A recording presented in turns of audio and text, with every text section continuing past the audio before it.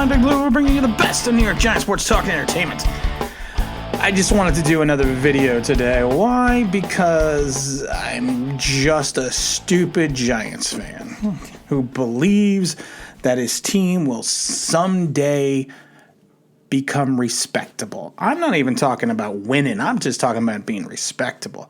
But I did want to talk about Daniel Jones briefly, because I see a lot of people are like, oh, the Daniel Jones haters are going to come out because of the fumble and the interception that shouldn't have happened, and the fumble at the end of the game that shouldn't have happened because of Evan Ingram. This was his signature moment. It was his breakout game. You people need to relax. You need to look at Daniel Jones for the truth. He is 4-15 as a starter.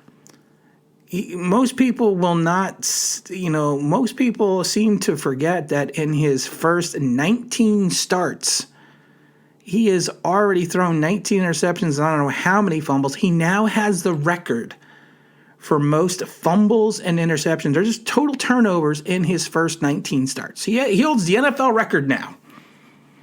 There is a fundamental problem with our quarterback. And you could love him, you can hate him, but you know what? You need to listen, and you need to listen objectively, not subjectively. Daniel Jones's 80-yard fumble, not even a fumble, he didn't fumble. Thank God. Daniel Jones's 80-yard run and fall is a metaphor for our entire season and for his career. This is our butt fumble moment. He is in danger of turning into Mark Sanchez if he has not already. He has moments of brilliance, flashes of what look like a franchise quarterback, and then it's mired in the fact that he makes stupid mistakes and just does not seem to still have any pocket awareness. People can say, well, the fumble at the game was just useless because we shouldn't have been there. Okay, let's remove that factor for a moment. And let's look at the fact that he fumbled again because he did not feel the blindside rush at all. That's why he fumbled again.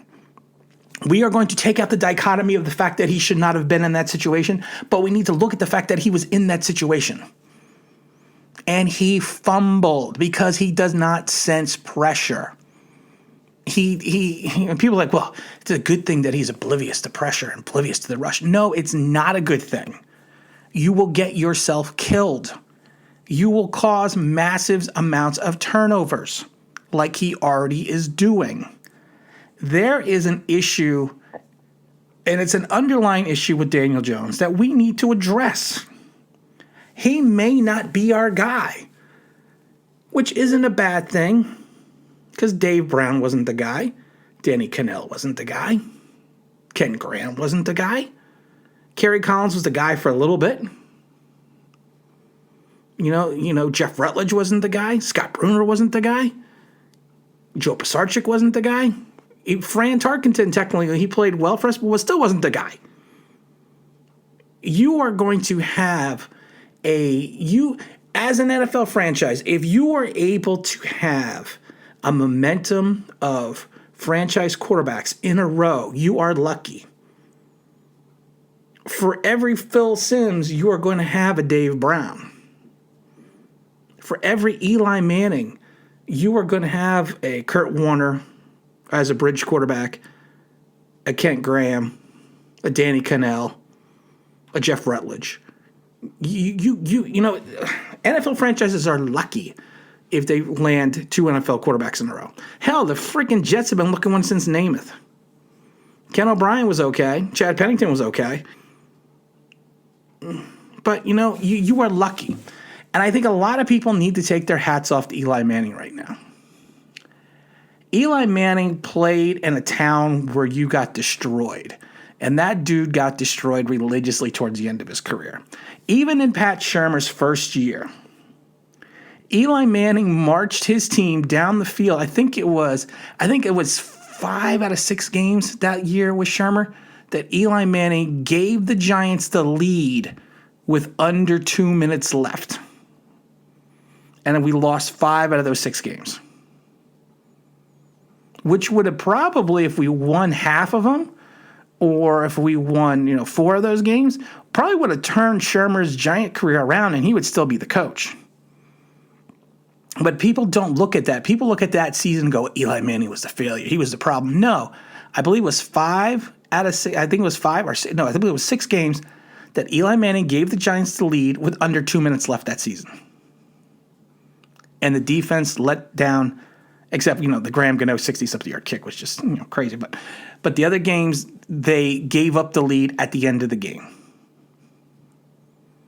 So if people want to talk about, well, Daniel Jones shouldn't have been put in that situation. Eli Manning was put in that situation, drove the ball down the field, got the go-ahead score, and then still lost the game. But, at the end of the day, everyone still blamed Eli Manning. We are 19 starts into this kid's career. It is now time to sit there and take the gloves off, take the kid gloves off, and speak the truth. Daniel Jones, when he is in the pocket, he looks down the field, he plants his foot, and he throws the ball just as well as anyone in the league. The only problem was, if you watch, and we talked about this on the last video, he still locks onto his primary receiver. I mean, and that is a thing. I don't know if it's a fault of the coaching staff or just he doesn't have that innate ability. The same thing with sensing the rush. Daniel Jones does not sense the rush at all. He has terrible pocket awareness. He has terrible pocket presence. He doesn't know when to climb the ladder. When he rolls out of the pocket, that's when bad things, even Troy Aikman said it, when Daniel Jones rolls out of the pocket, bad things happen. And I don't even like Troy Aikman. I got to agree with him on that. Daniel Jones is not Lamar Jackson. Let's just face facts. He's not. And it's nothing bad to say that because a lot of people aren't Lamar Jackson. Hell, he's not Randall Cunningham. He may pull off a couple of nice designed runs, but that's what those runs are. They are design calls to take advantage of the defense because Jason Garrett sees something that the defense is doing that allows Daniel Jones to be successful in those runs. Those are planned runs. Those are not Daniel Jones improvising. Lamar Jackson improvises. Michael Vick, Randall Cunningham, they improvised. That's not in Daniel Jones's forte. Those are planned, designed runs. And for you to trip over your own feet, we again, like I said, that's our butt fumble. We are some ways becoming the New York Jets. That is our signature butt fumble moment for this season, for this 1-6 season. We are 4-15, and 3 of your wins come against the Washington football team. You're not filling me with confidence. And yes, the line is bad. Yes. But he still had time to throw, and sometimes he still holds on to the ball too long. There was a couple that I would say a lot of those, some of those, I would say maybe a quarter of those pressures were coverage sacks. So if we're going to blame the line, we need to blame the wide receivers. The problem is you blame the line, you blame the wide receivers, you blame the offensive coordinator, but people need to start looking at Daniel Jones. He's only completing 61% of his passes. His average yard per play is only 6. And that's even going back to last year when it was 6.6 and he had a lot of those big plays. We need to figure out now if Daniel Jones is our guy, because you know what? I am not liking this kid more and more. I've said it a million times. I understood the pick. I got why Gettleman did it. It's the whole Ernie Accorsi, George Young thing. If you see your quarterback and he's going to be your franchise quarterback, you go out and get him. Ernie learned that with that whole situation fiasco and when they were in Baltimore with the Colts when he couldn't get John Elway and he had to force a trade to Denver.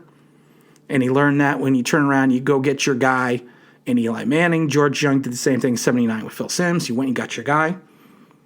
But you know what? Sometimes you go and get your guy, and he's just not your guy. Daniel Jones walks onto that field. I do not sit there and I am not filled with confidence. I sit there and think, what is going to happen? And that's a bad thing to think of. When you're sitting there worrying what bad thing is going to happen, because you know something bad, he's going to do something bad. You know it. And everyone can say, well, the fumbles aren't his fault. The fumbles are his fault.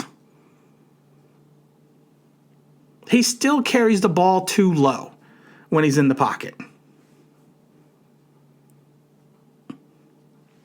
And like I said, I want Giants fans to start looking at this from an honest perspective.